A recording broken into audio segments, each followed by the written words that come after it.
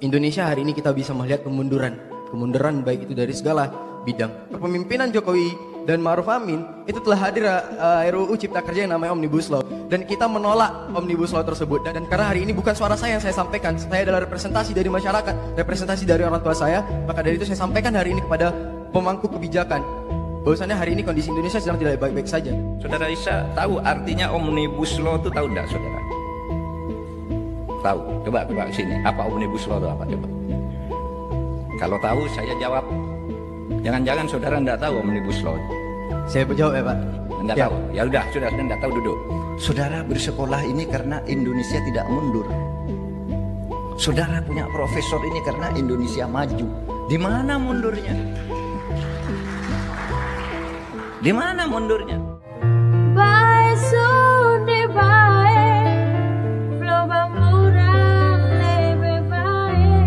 Terima kasih karena sudah klik video ini, tapi jangan lupa guys untuk klik tombol subscribe, karena dengan subscribe lu sudah mendukung Siwago Channel untuk selalu membuat konten-konten menarik. Selamat menonton. Indonesia hari ini kita bisa melihat kemunduran baik itu dari segala bidang, terlebih dengan kondisi pandemi sekarang. Dan juga Universitas Andalas, kita mengakui hari ini terjadinya kemunduran. Alhamdulillah hari ini Universitas Andalas mendapatkan peringkat 13, sebagaimana di tahun-tahun sebelumnya kita pernah mendapatkan peringkat 10. Nah, artinya ini ada kesamaan dan perlu ada kemajuan yang perlu kita lakukan bersama. Nah, kenapa saya menyampaikan tadi di Indonesia adalah kemunduran dan lainnya? Saya meyakini seorang Profesor Mahfud MD begitu jeli ya, begitu tahu bagaimana kondisi permasalahan bangsa, begitu tahu bagaimana persoalan-persoalan yang ada hari ini. Nah, berbicara soal kebangsaan artinya kita berbicara seluruh elemen yang ada di bangsa ini. Kita berbicara seluruh sektor yang ada, kita berbicara seluruh elemen yang ada, baik itu dari gerakan vertikal dari atas sampai ke bawah, dari masyarakat tertinggi sampai masyarakat rendah, atau masyarakat miskin ataupun masyarakat kaya. Hari ini kita berbicara itu. Nah, kondisi negara sekarang, saya sedikit ingin menyinggung beberapa persoalan yang menyangkut dengan Menteri Menko Polhukam terkait isu Omnibus Law, Pak. Nah, terkait isu Omnibus Law, kita sama-sama tahu bagaimana polemik yang ada di Indonesia. Bahkan sampai hari ini kita tidak henti-hentinya untuk menyuarakan itu, menyuarakan yang dirasakan itu tidak sesuai dengan kepentingan-kepentingan dari masyarakat kecil. Kecuali kalau kita berbicara masyarakat besar atau masyarakat yang kaya ataupun pengusaha. Bahkan di Universitas Andalas sendiri, saya berikan informasinya pada bapak-bapak semua yang hadir hari ini, kita sudah melakukan aksi atas nama aliansi BMSB itu sudah 6 kali melaksanakan aksi untuk penolakan Omnibus Law, yang sebagaimana RUU Cipta Kerja tersebut itu dicanangkan atau diberikan langsung oleh Bapak Menko Polhukam kepada DPR RI yang mengusulkan. Nah, dengan problematika yang ada, dengan polemik yang terjadi, hari ini tidak ada upaya sedikit pun yang kita lihat dari pemerintah ataupun dari legislatif ya. Saya memandang hampir sama keduanya, dikarenakan tidak ada upaya untuk melihat kepada kaum-kaum yang tertindas hari ini atas kebijakan tersebut. Saya meyakini hari ini bahwasannya kebijakan-kebijakan yang dihadirkan oleh Menko Polhukam adalah kebijakan-kebijakan yang baik. Setelah di kabinet sebelumnya mungkin tidak Bapak Mahfud MD gitu yang memimpin, tapi di kabinet sekarang adalah Bapak Mahfud MD.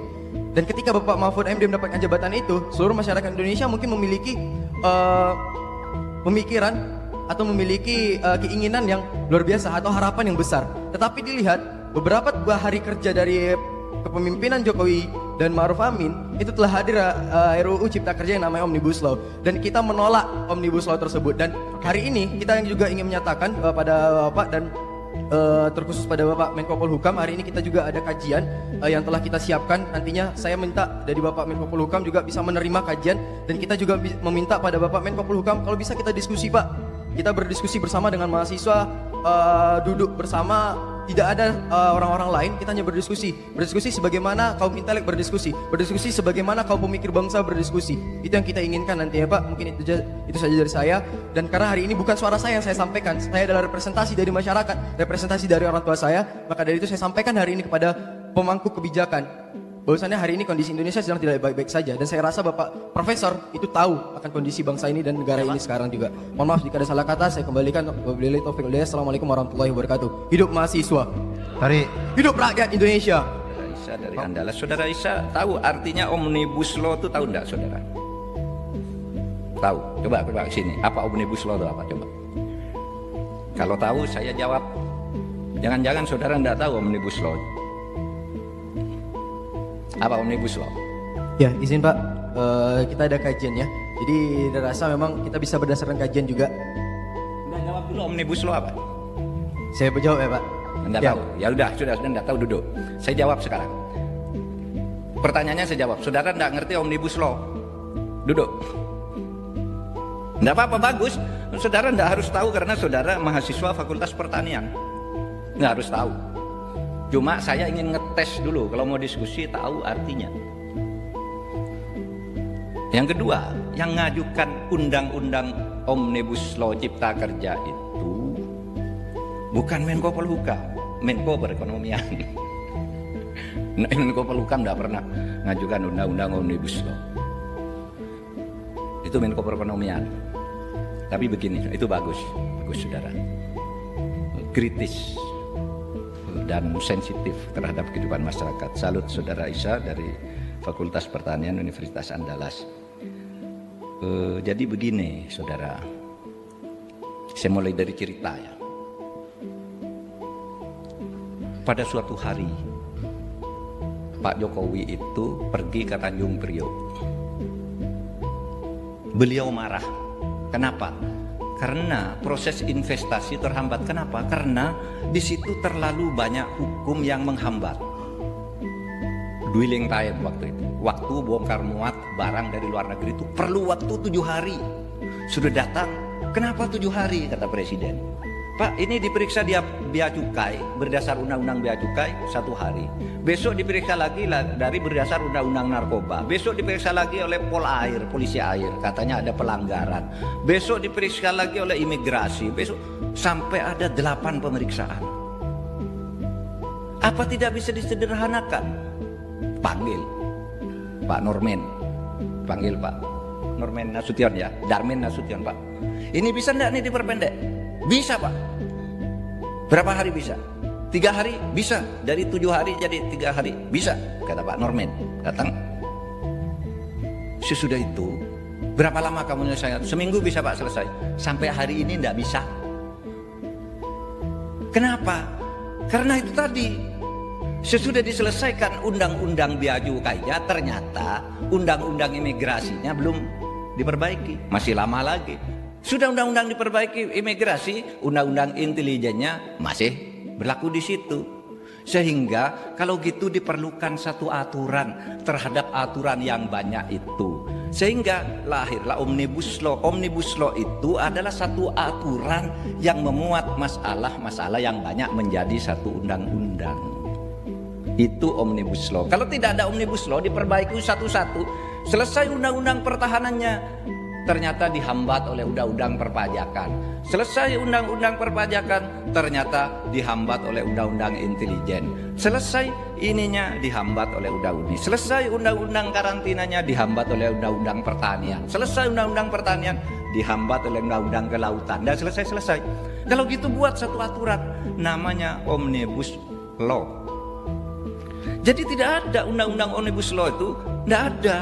Ya, Omnibus Law itu nama ilmu. Undang-undangnya sendiri namanya Undang-Undang Cipta Kerja, bukan Undang-Undang Omnibus Law. Undang-Undang Cipta Kerja itu mekanismenya melalui Omnibus Law. Ini belum masuk ke istilahnya dulu nih, istilahnya. Faham dulu, ini banyak orang tidak paham nih Omnibus Law itu apa? Loh, kok berteriak Omnibus Law belum tahu ilmunya?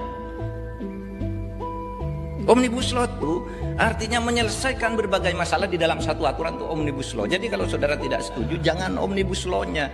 Undang-undang Cipta Kerja, Pak, saya tidak setuju, itu benar. Kalau tidak setuju Omnibus Law berarti tidak setuju dengan ilmu.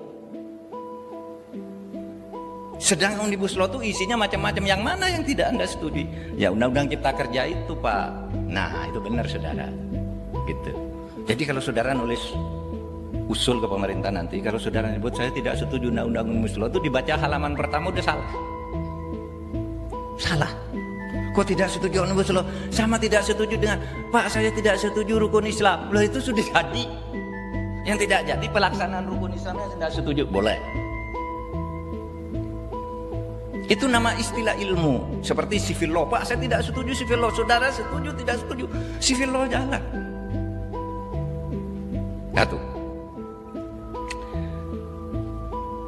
Saya sekarang sedang membuat Omnibus Law. Omnibus Law kelautan. Kenapa? Karena sekarang itu orang masuk ke laut dicegat oleh Angkatan Laut, ini melanggar undang-undang pertahanan katanya. Sudah lewat pertahanan, dicegat lagi oleh imigrasi. Mana undang imigrasinya? Dicegat lagi oleh KKP, ini melanggar undang-undang kelautan. Loh, kok semua mau nahan orang? Dibuat undang-undang Omnibus Law. Satu pintu dong, buat Omnibus Law. Jadi jangan Omnibus, tolong ya yang mau usul Omnibus Law tuh salah itu kalau tidak setuju Omnibus Law. Kalau tidak setuju Undang-Undang Cipta Kerja, betul. Kalau sudah bilang saya tidak setuju Omnibus Law, tolak. Ini konsepnya sudah salah, pahamnya sudah salah, tidak usah dibahas. Itu. Nah, kadang-kadang orang tidak kuat di tingkat konseptual ini. Ini ceritanya Omnibus Law itu begini, saya ceritain lagi. Ya, ilmu populer. Omnibus Law itu artinya base besar, omnibus. Pertama kali lahir istilah ini tahun 1830 di Paris. Jadi di Paris itu dulu ada banyak mobil angkutan. Ini mobil untuk ngangkut kayu, ini untuk ngangkut ikan, ini untuk ngangkut sayur, ini untuk ngangkut air, ini untuk ngangkut besi, ini ngangkut apa gitu, sendiri-sendiri. Lalu orang berpikir, kenapa sih kok sendiri-sendiri? Apa tidak ada satu kendaraan besar yang sekaligus bisa ngangkut air, ngangkut ikan, ngangkut kayu, ngangkut itu? Lalu muncullah, kalau gitu mari kita buat bis besar. Apa itu bis besar? Omnibus, bis besar. Di situ orang dagang kain boleh masuk, dagang ikan boleh masuk, dagang emas boleh masuk, semuanya. Pada waktu barangnya kan dibawa, boleh masuk. Nah, sejak itu kemudian Omnibus itu artinya bis besar, satu bis yang memuat berbagai jenis bahan yang akan dijual ke pasar. Sesudah itu istilah omnibus itu masuk ke dalam hukum di Amerika Latin. Dari Perancis masuk ke Amerika Latin.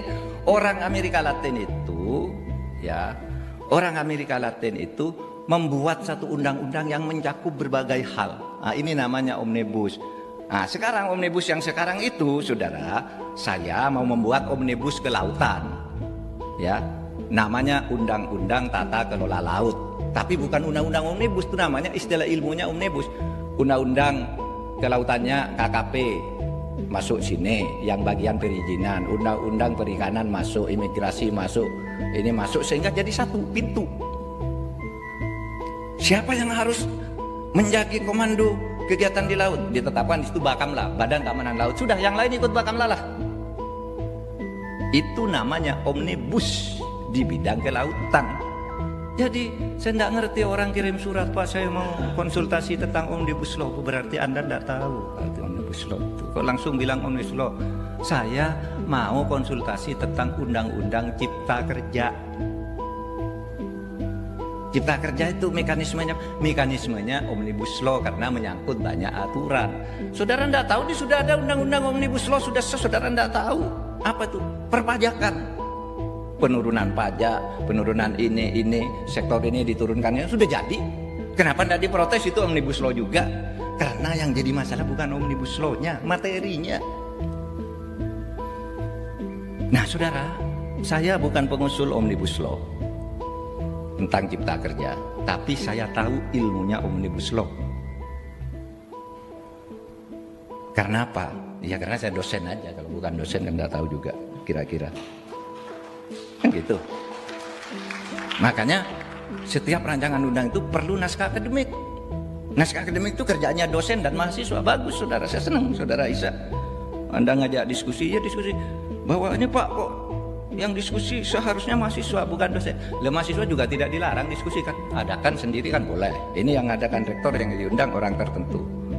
Kan diskusi itu tidak harus mahasiswa aja, dosen boleh. Pengurus masjid mengadakan diskusi boleh, siapa aja boleh, tidak harus mahasiswa juga.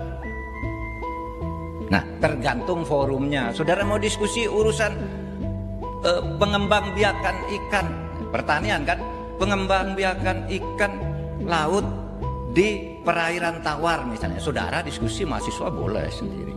Kalau ini dialog kebangsaan, siapa aja boleh. Tergantung yang menyelenggarakan rektor yang diundang. Ada rektor lain, ada dosen, ada mahasiswa gabung.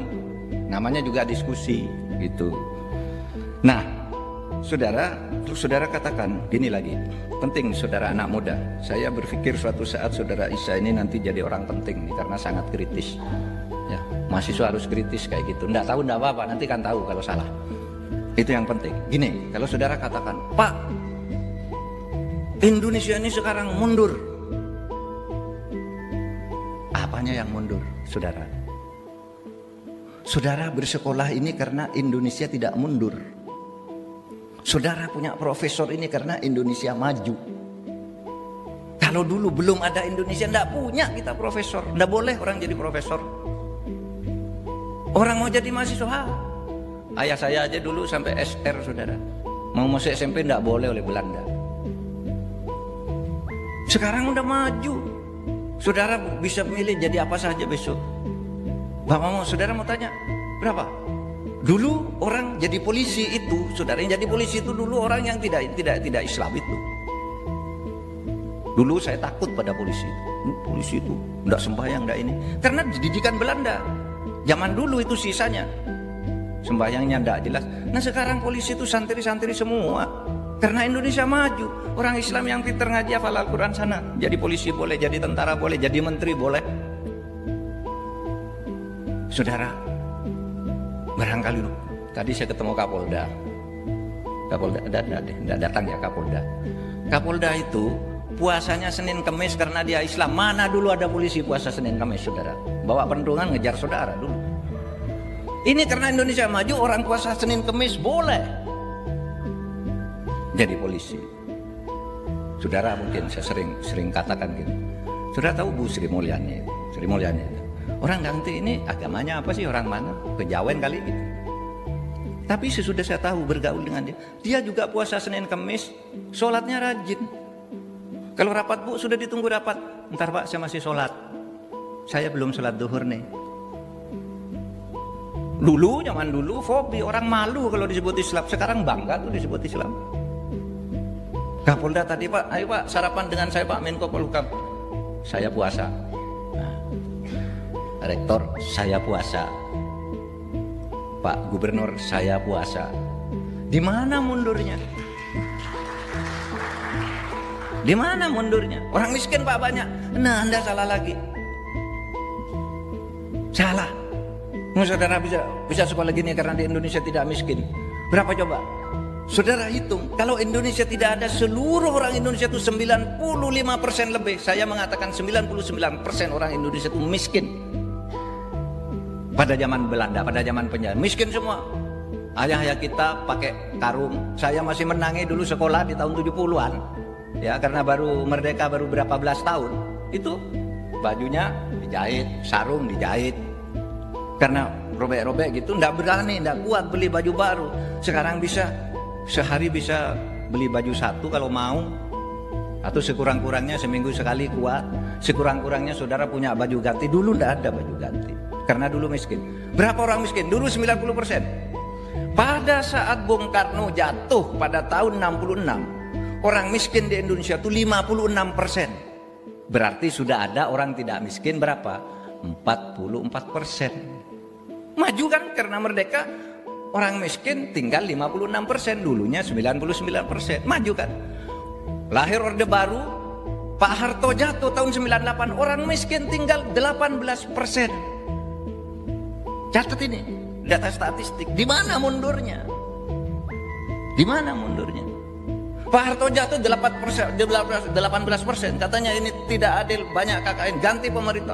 Terus selama reformasi sampai pemerintahan SBY, orang miskin itu tinggal 11,9% pada tahun Oktober tahun 2014. 11,9. Turun kan?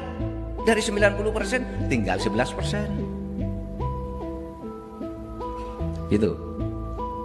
Sesudah reformasi zaman Pak SBY tinggal ini, Pak SBY diganti oleh Pak Jokowi tahun 2014 sampai tahun 2019 berapa jumlah orang miskin? Tinggal 9,1%. Kan maju terus nih. Maju terus. Ada pandemi bulan Februari sampai sekarang, tadi miskinnya 9,7%, naik lagi sekarang menjadi 9 hari ini 9,7%. Negara lain sama. Minus pertumbuhan ekonominya berapa? Amerika 15, sana kita 5,3. Itu karena apa? Karena Indonesia merdeka.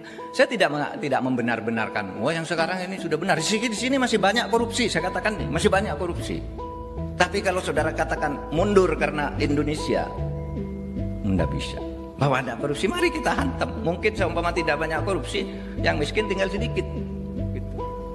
Kita tahu. Tapi kalau mengatakan Indonesia kok semakin lama semakin mundur, enggak. Dari ukuran apa Anda mengatakan?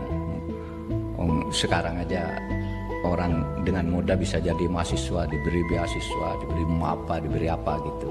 Bahwa belum semuanya, ya mari kita perbaiki. Caranya gimana? Bangun semangat kebangsaan, bangun kebersamaan, akan lebih cepat kemajuan kita ini.